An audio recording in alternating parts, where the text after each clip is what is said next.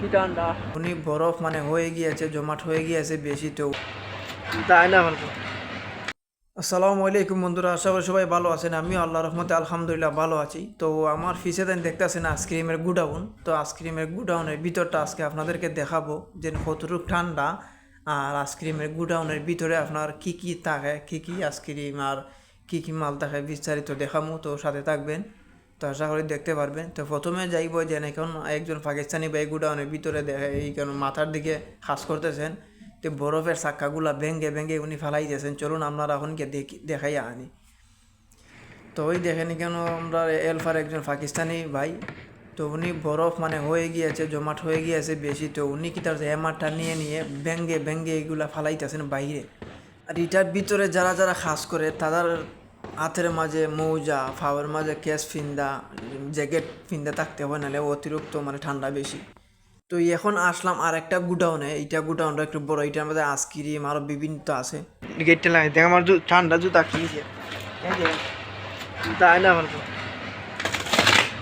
জুতা লাগিয়ে দেখা এত ঠান্ডা আর কি, মানে প্রচন্ড ঠান্ডা। এটার ভিতরে ঠিকার মতন না, মানে এমন ঠান্ডা আর কি অবস্থা। আমার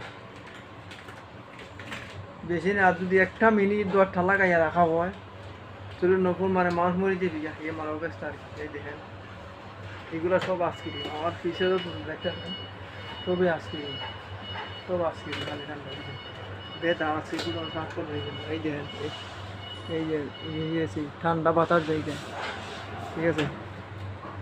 আর এই গিয়ে আরেকটা আছে উপরে সব আইসক্রিম। তো এই যারা ঠান্ডা ঠান্ডা সাফ করতেছে আইসি উপরে যারা এই যে উপরে পানি ঠান্ডা পুরা পুরো আইস, পুরো আইস দিয়ে দিচ্ছে ঠান্ডা, পুরো আইস দিয়ে দিচ্ছে। এইটা আছে গুড়াবো ঠিক আছে। তো এখন আরেকটা গুডাউনে আসলাম। এই গুডাউনের মধ্যে শুধু থাকে আপনার মোটর আর আলুর যে চিপস আছে, আলুর চিপস মোটর এগুলো থাকে, কিছু আইসক্রিমও থাকে এটার মাঝে। এগুলো হচ্ছে আলুর চিপস।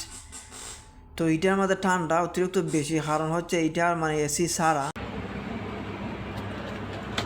আমার মুখে দাঁড়িয়ে কি তোমার কি ঠান্ডা, মানে এত পরিমাণে ঠান্ডা,